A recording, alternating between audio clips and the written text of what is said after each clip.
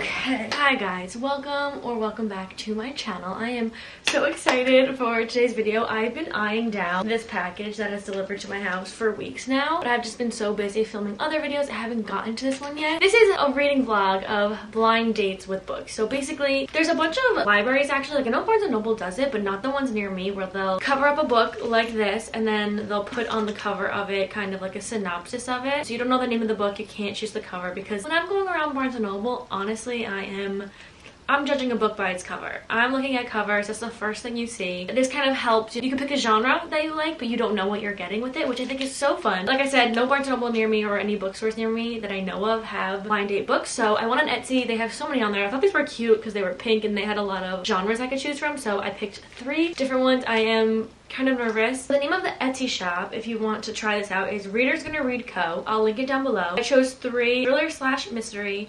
romance/chick-lit, and then YA fantasy. I'm really hoping I don't get a YA fantasy when I open the first one, because I'm in a slump. I'm gonna try to read these and then get back into the ACOTAR series, but there's 3 obviously, and this one's the biggest, so I have a weird feeling this is either thriller or fantasy. I don't know why I feel like the smaller ones, wait, not thriller or fantasy. I think the big one is either thriller or romance, and then I think one of the smaller ones is gonna be a fantasy one. That's just how I'm feeling. First of all, I'll package it and wrap it so cute in the pink, and then with each one you get a sticker that says bookish, another sticker that says you can never own too many books, you get a black tea little tea bag, another sticker says let's get, I don't know what that says. Oh, let's get lit. I couldn't read it, and it's a light bulb. And then the last one says meet me at the bookstore. This one's really cute because it's pink. And then she also gave 2 bookmarks. One says I read past my bedtime, which is so cute, and then Reader's Gonna Read, which is the name of the little Etsy shop. This one's a thicker one. I don't know if I want to start with a thicker one, so I think I'm gonna go with this one, the big one, first. It seems the shortest. Should I start with the big one first, or should I go medium and stay safe? Or should I go small? I feel like a small book honestly might be romance. All my small books are romance books, but I'm not opening all of them now. I'm opening them as I go. So the one I choose today is the one I'm gonna read. I kind of want a romance. Why am I nervous right now? This one is not hefty. It feels really short, but I don't know if it's fantasy, and I don't want to read a fantasy right now. But I feel like fantasies are kind of a little thicker. So that's why I think this is romance or thriller. So should we go with this one? This one's also hardcover. I'm between these 2. Should I go with the big one or the small one? Why is this the hardest decision I've ever had to make? This is why I don't do blind dates with a book. Also, when you get a blind date or like a blind book, whatever, at a bookstore, like it tells you the genre you're going in for. I have no idea the genres of these 2. So now I'm like really nervous. I'm gonna go big. Ow. What do you guys think this is? Think it in your head. I think this is gonna be thriller. I think it's Christmas. Opening a present on Christmas. Oh, it's mystery.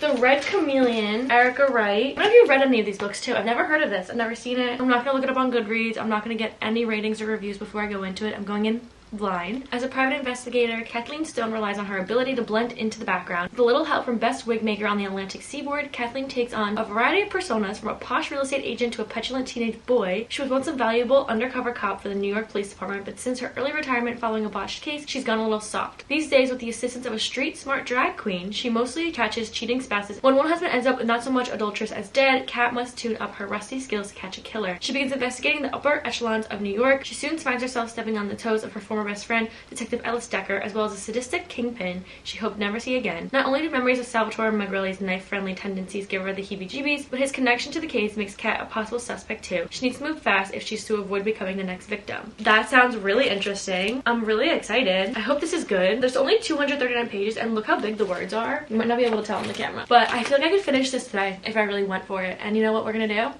Is we're gonna really go for it. I'm happy I got a thriller. I have a feeling the small one is romance. I don't know why I feel like small books for me always correlate to romance books, but that's not true because there are small books that are not in that genre. We're gonna start this book. I'm gonna take you with me. This is just gonna be a reading vlog, spoiler free obviously. See if I like these books. And this book came out in 2014. Let's go read this. Let's see how far I can get. I have a weird feeling I could finish this today, which will be really fun. Also, this is weird because I feel like I've been in a slump from the big series, and I feel like this is helping me. I'm excited to read now. Like, I'm excited to pick up a book I've never seen before. I don't know any ratings. I don't know any reviews. I'm so blind into it that this is now exciting me. So if you're in a slump, I highly recommend doing this. You know, pick a genre you'll like, but this is fun and I think this will be helpful. For anyone that's in a slump and wants to try something new. Okay, let's go get a coffee. Let's go read this.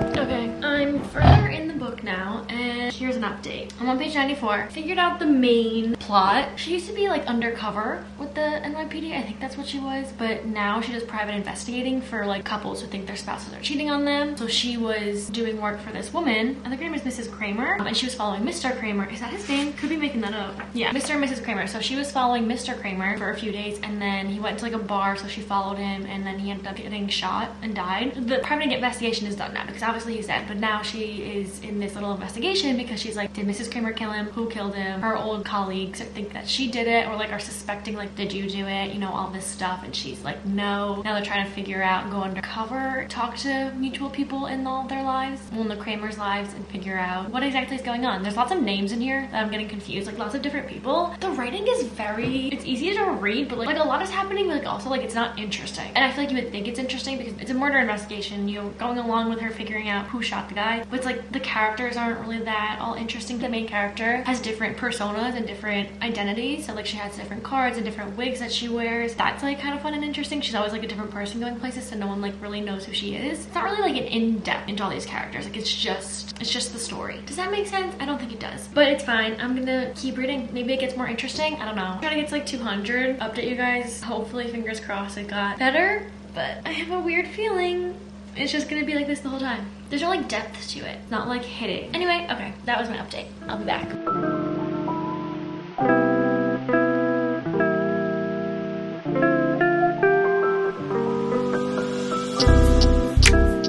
Hi guys, I finished this last night. I'm not gonna rate any of these on Goodreads until this video goes up, so no one will know what I'm reading, but I gave it 2 stars, which always hurts me to do. But then I thought about it, I slept on it, and I still stand by that rating. The concept was there. I love a good murder mystery, you know, this wife's husband getting followed and then ended up dying. But every single character, I didn't feel like I knew them. I felt like they were just like people that I didn't end up caring about. So I didn't care about what was happening. The storyline, so many pieces getting put in that just didn't make sense. And I think the author tried to like make everything like connect and have all these names thrown in your face for a reason, but nothing really clicked. The ending wasn't satisfying. I was skimming like a good amount of it. By the end of it, I was like, I just need this to end. Like, I don't even know what's going on at this point, like where all these theories are coming from. And I feel like there's so many like gray areas in the book where like she used to work for the NYPD, and then her colleagues come back and like she's helping them, and then her friend from like work, the receptionist, ends up helping her. She's not an actual private investigator. Like all this stuff was just so weird. There were so many characters. The whole like wig thing I think was a good concept in hindsight, but like it didn't get portrayed well. Then she had a drag queen friend who like gave her a few makeovers and stuff, and it's like I see where the author was trying to go with that, but I think that was such a weird part of the book. Like I don't know, it wasn't,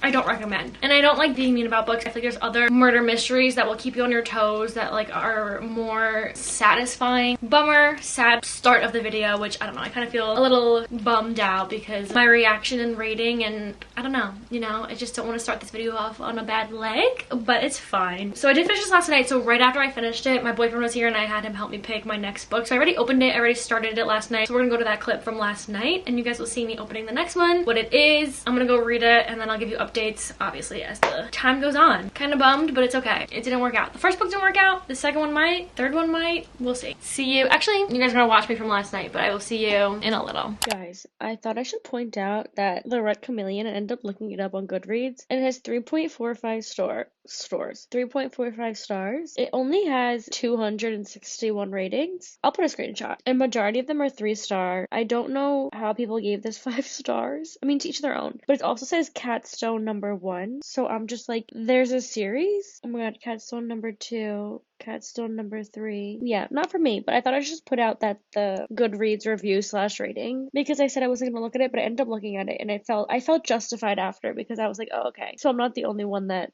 didn't enjoy this. That's all from me. Goodbye. Okay, I don't like this window open. It's kind of scary. Time to pick the next one. Krista's right here. I have this little one and this one. The 2 genres left are romance and fantasy. I don't want to read fantasy, and I don't know which is which. I don't know why I have a weird... Fantasy's the big one. Yeah, I feel like the little one's romance, right? Pick the small one. You're not gonna think about it? No. There's little. This is fantasy, I'm gonna cry. Okay, you ready? We're going with little. Do you want to open it? It's like opening a Christmas present. Try. Oh, so cute.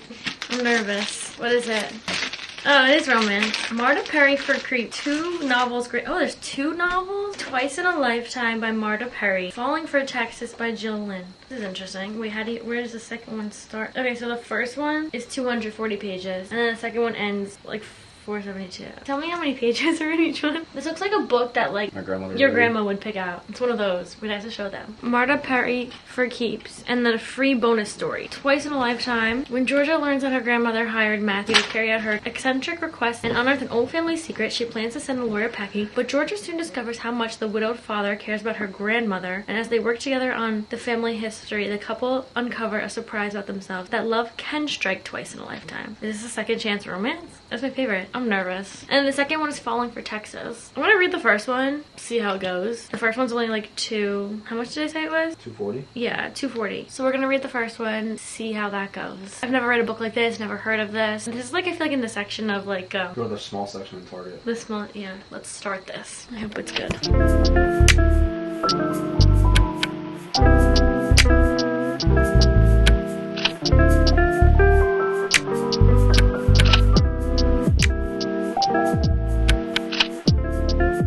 So I'm 100 pages into this book. It's pretty short. I went into it not too open-minded. Like I went into it thinking I was gonna hate it just because it's not my typical read, clearly. Like I just don't look at these books in bookstores, don't read the backs, don't give them a second glance. But weirdly enough, I'm very much enjoying this. It's about this woman, grew up with her cousins. She has a huge family. It's kind of like Southern charm, like she's from the South. And she's basically like summoned in a way by her family to go to her grandma's little beach house that they grew up at because her grandma has been speaking with attorney lawyer guy to get rid of one of the grandma's properties and make it into something else. And the family wants Georgia, the main girl character, to speak with the grandma because Georgia's her favorite granddaughter. You know, she could probably persuade the grandma to not go through with this. But then the attorney lawyer guy lives next door and his wife died of cancer. He has a child. It's only them two. He doesn't have a big family, so very different dynamic. He's the lawyer and he also is the same age as Georgia, and there's like a little spark going on between them. And it's very like Southern charm, like I said. There's some like religious stuff thrown in the mix. Like it doesn't really bother me, but I don't hate it. There's kind of like a little mystery involved too. Not like a mystery, but like they're trying to figure something out. The grandma put Georgia and Matt, which is the attorney, together to like figure it out. And then Matt's daughter hangs out with the grandma and Georgia, so like that whole thing. I don't know. It's like not bad. It's actually really cute. It's like a little slow, but like also not that bad. It's going along. The grandma's name is Ms. Callie. Ms. M-I-Z Callie. That's her name. But like whenever like some of them are talking, I like hear it in like a country accent. It's giving very much country, but it's also like a beach, like they live on the beach. So this is like a beach romance. Kind of not the right time to be reading this, but again, I had the lowest expectations for this book. I went into this thinking it was going to be just not for me, but it's going very well. I mean, it's a little bit predictable, but like also I'm enjoying the story, you know? That's a plus. That's good. You know, things are looking up from here. Just want to give like a almost halfway update. I'll be back. Wait, remember last night when I read the back of this and it said, the couple uncover a surprise about themselves that love can strike twice in a lifetime. There's 2 books in here. The first one's called Twice in a Lifetime. I thought that was like they knew each other and then they like could fall in love again, like second chance, but it's not that. She just broke off her engagement with this guy and she's like really nervous to tell everyone because her family just like talks. Everyone knows each other's business. She didn't want to tell anyone, but her engagement ring was off and she had like a little tan line and he was like, are you engaged? Whatever. She's not engaged anymore. They broke it off and then he, like I said, his wife died. So it's not second chance. They don't know each other. I was so confused because I was like, they're not acting like they know each other. I thought this was second chance. It's not. Just that they can find love again after breaking off an engagement and being a widow. Just thought I should clarify that because I thought this was gonna be second chance and it's not. But it's fine. It's still good. So yeah. Okay. Goodbye.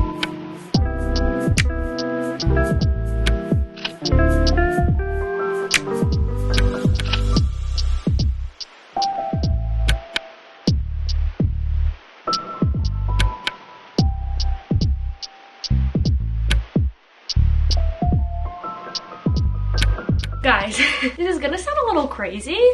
I loved this. I just finished it, but the thing is, I thought this book was gonna be like just a mature romance that I just wasn't gonna enjoy and just wasn't gonna be able to, I guess, connect with. I don't know. I just thought I was gonna hate it, I'll be honest. I only read the first one. I don't think I'm gonna read the second one. I just don't think I can do another book like this. I'm gonna save it, like one day maybe I'll read it, but I just read like the first book in the 2-parter, which was Twice in a Lifetime by Marta Perry. It does get like a little religious, like the main character, when it's like her point, not her point of view, it's third person, but when it's like her thoughts, she does pray a little, bring up God a bunch of times. I'm like a huge religious person, so like I don't really like connect with books that have religious characters, you know? As much of a religious like southern charm like type of family and like characters that this was and setting, I really enjoyed it. It was more than just like the romance part, because you also got a mystery, but they're trying to like figure something out that like you get at the end of the book, so you have something to look forward to in that aspect. So like I just figured out that part, and then the romance side of it, you're getting the grief theme, but you also get family theme, and now they're like one big family. It was really good. Can you tell that I really liked it? Not what I expected. I didn't think I was gonna like it. I'm very surprised because I see these books and there's no way I'm picking them up, because I feel like these are just not for my, I don't want to say age range, because anyone could read this book, like any age, but I don't know. I picked up the contemporary romances, I pick up the popular books, like I would never pick this up. So I'm so happy that I got this. Like it was just like a refreshing read, because it's not one that I typically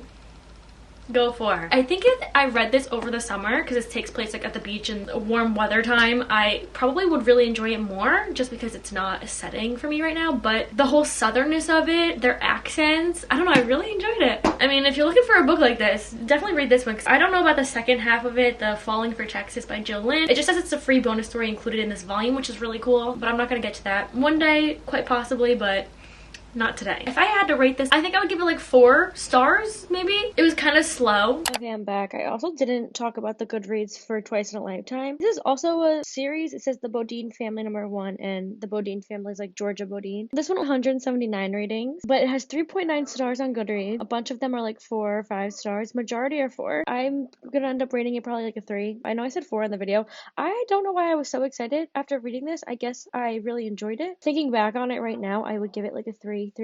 I would stick with that. It was good. It just hyped it up a lot in this little clip, but I guess I really enjoyed it at the time. But thinking back, it's a good 3. You know, if you're looking for a book like this, I guess pick it up. Final rating. Okay, goodbye. Last, but certainly not least, is our fantasy. I'm so nervous about this just because I'm not in a fantasy mood. I'm in a contemporary romance mood, but also in like a Mr. Thriller mood. Like I just want a good thriller. I want what Alice Feeney gives me, you know? I'm gonna go this weekend to get more of her books because I need to feel something. It's hard also going with these books and not looking it up on Goodreads because I have no idea what's gonna happen. Heart of the Raven Prince, a Cinderella retelling, Entangled with Fae by Tessanja Odette. A Cinderella retelling? That is one of my favorite princess movie stories, whatever. I remember when I was little, this is really weird. I don't know if anyone else is like me, but when I was little, my grandma would put on just a bunch of like princess movies, or I would watch movies, but I wouldn't like, what's the word? I would watch it, but I wouldn't get any of the information in my head. I remember the movie came out a few years ago, Aladdin, like the live action version of like real people. And I remember going to watch it when it came out, and I was like, I literally have watched Aladdin, like the cartoon princess movie, growing up hundreds of times, but I never retained the movie and retained the information from it, so I had no idea what it was about. Cinderella though, I do know what it's about, but like The Little Mermaid, I would watch that 100 times when I was little. I don't know what it's about. It's really concerning. I'm excited for The Little Mermaid to come out.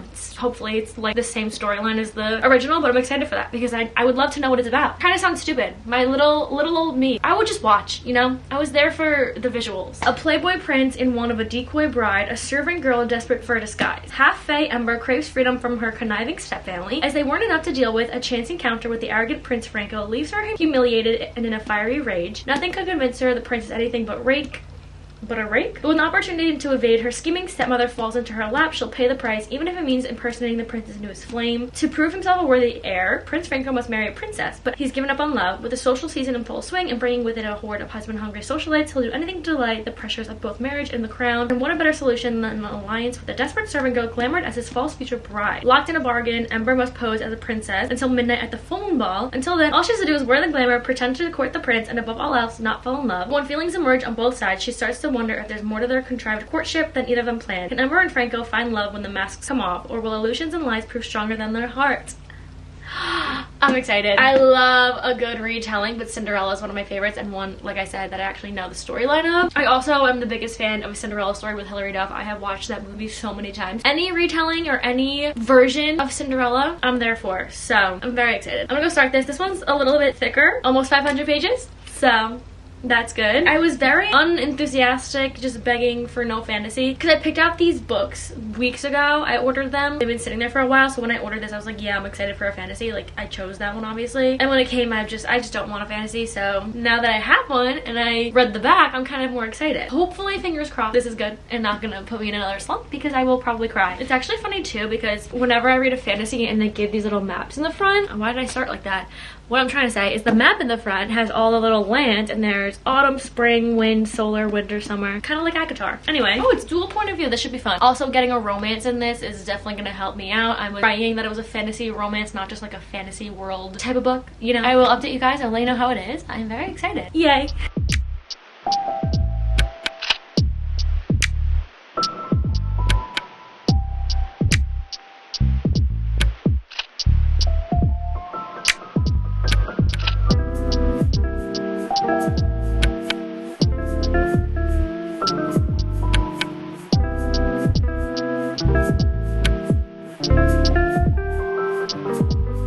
Let's do a first impressions update of this book. I'm about 92 pages in. I'm so curious to see where this goes, because they're already going to the ball. But in like real Cinderella, you get like her getting ridiculed and talked down upon. Godmother comes in, whatever, that whole thing. But this, they're already going to the ball. I'm just like, what happens throughout the rest of it? You know, because I don't know. So far so good. I'm actually really enjoying it. She is half fae, half human. Her mother was fae. Her mother obviously died. And then her father was human. He passed away. We don't know how he passed away just yet. And then she got like this letter from her old friend where they used to live, and she was like I think she was like a princess or something, sent a letter and said the only way you guys are gonna go to this ball where the prince is at, where he's trying to find a wife or hasn't been wed yet, is if Ember, the main girl, if she goes dressed in the gown that was sent to her. Like, that's the only way the stepmother and stepdaughters could go. So obviously she's going, and they're on the way there now. She's already met the prince like a back alley by accident. No one knows that. Obviously they're gonna see each other again, but she was dressed like as a maid. She had a bonnet on, so like he's not gonna recognize her, you know, like that whole thing. I'm excited for them to interact again. It's going so fast, like everything's happening so fast. Like, there hasn't been a boring point yet. It's all been flowing, it's all making sense. Like, there's not too much world building, but like they'll include little stories about being fae. It sounds confusing trying to explain it, but it's all making sense. It's actually very entertaining. As much as I didn't want to read a fantasy, this is fun. I have no predictions for the end of this. I mean, I have predictions of how obviously it's gonna end if we're talking about the retelling, but just like the actual book, I don't know what's gonna happen, because we're only 100 pages in out of like almost 500, and she's going to the ball. Excited to see where this book takes us, you know? I'm hoping it doesn't slow down from here. I'm very happy about that. So I'm gonna keep reading. I'll update you. I'll let you know if the storyline gets better, gets worse, stays the same, if anything fun happens. So far so good. Fingers crossed it stays that way.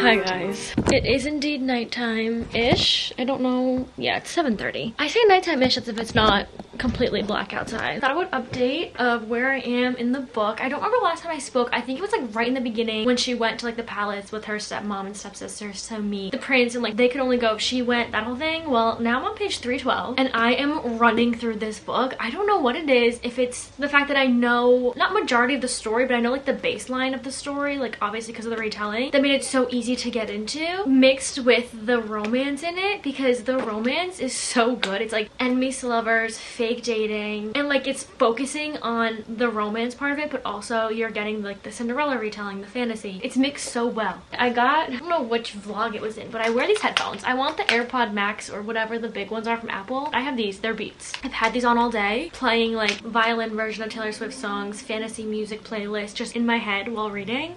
And I haven't stopped. The music with the book, with the romance and the scenery is so good. And I've never seen this anywhere. I'm scared I'm gonna go into Goodreads and see this having 2 stars or something and just be so disappointed. I also feel like at this point I'm going to go into books more blind, and I feel like I do that like generally now, but I feel like going into all of these, not looking at Goodreads, has helped me so much form my own opinion. Because I feel like I get recommended books that people love and everything like that, but these books I've just never seen anywhere. I don't know anyone's opinions on them, and it's helped a lot. I love this book so much. It's so good. Hopefully the ending is just as good. It's up there in ratings so far right now. I'm very excited to see how it ends. This video started off not so strong, but we're ending on a really good note, hopefully. Anyway, remember when I was bashing opening the fantasy book this whole video, saying I don't want fantasy, I don't want to open my fantasy one?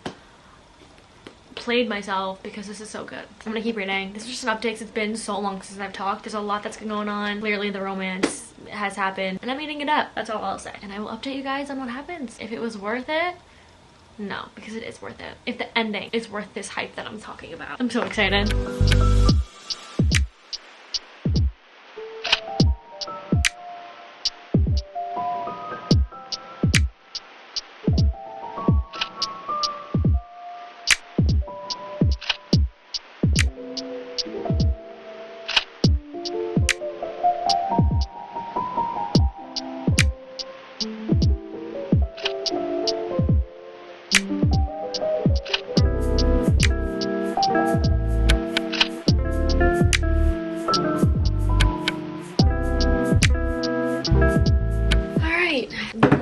Actually, it's 12:45 now, so it's not morning. I did finish this morning. I'm so happy that I got this book. So I looked it up on Goodreads. I think it was just such a feel-good book. I loved the characters. I love how well I could understand the story and just like the princess Cinderella aspect of it. Like everything about it just like felt good. So I think I might rate this 5 stars just because of how much I like absolutely enjoyed every part of it. I looked on Goodreads too after and I was so nervous to look. I was like, I hope other people agree with me here. And this is the second one in the series, so technically I missed the first one. They mentioned the princess main girl character from the first one in this book. I didn't realize until I was finished with this that that was her. I kind of understood in the epilogue too because they kind of give the couple from the first book in the epilogue. But this is the second one in the Entangled with Fae series. The first one I think is Beauty and the Beast retelling. This one was Cinderella. I think the third one is The Little Mermaid, which I think I really want to read. And then the fourth one is Snow White. So this is the second one, obviously. And it has 4.19 rating on Goodreads, which is so good. And I'm so happy that I read this book. I really,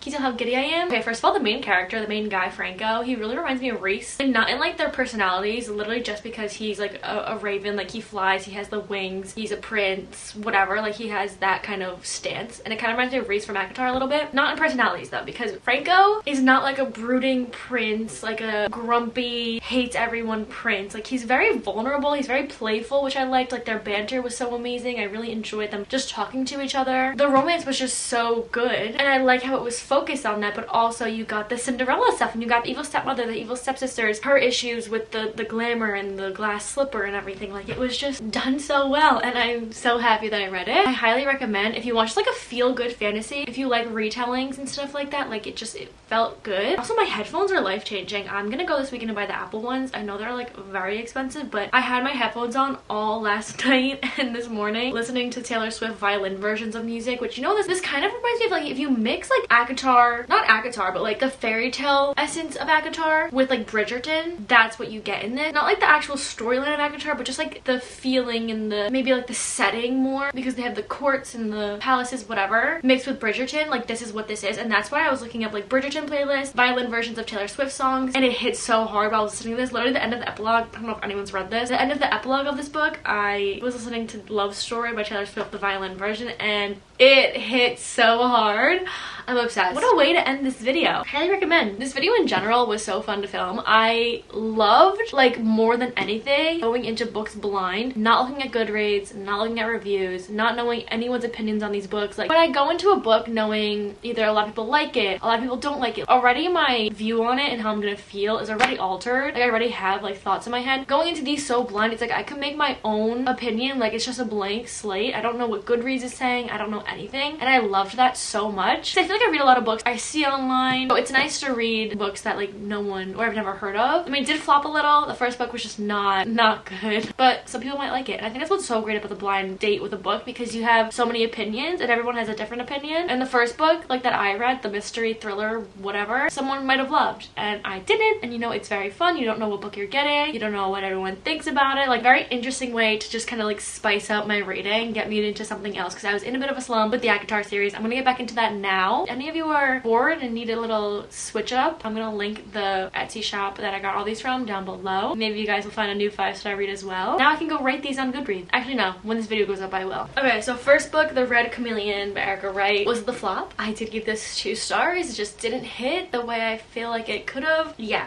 Second book surprised me, The Romance by Marta Perry, Twice in a Lifetime, that I read. I mean, I'm all in for a book romance like this. I think this is, like I said, after I read it, if I was on the beach in the summer, I could finish this in a day. Southern charm, sweet, really quick romance, like you know what's gonna happen, but there was that one little mystery that like really kind of kept me going, so that was good. I don't know if I'm gonna read the second one. Maybe one day, maybe next summer. Falling for Texas by Jill Lynn. Maybe it's good. We'll find out one day. And obviously, 5-star. I don't know if I'm gonna rate this. I'd give it like 3 stars. Like it wasn't anything crazy, but also wasn't bad. It's like mid. And then again, I need the whole series. Look how pretty the cover is too. And I looked at all the other covers and they are just as pretty. They all have this little graphics, but like in that princess retelling. Oh my god, the covers are just so cute. I might just buy them to have them and then pick them up as I go. I think this is such a good fall or into winter read too. So happy that I've gotten this. Highly recommend. Again, the Etsy shop is gonna be down below if you want to try this out, or just in general, I think everyone should try this at least once, because maybe you'll find a fun book and it's fun to just go into things blind. But yeah, that's all for me. I had a really fun time filming this and doing this video. I feel like it's made me step out of not a comfort zone, because I picked comfort genres for me at least, but it just spiced things up. So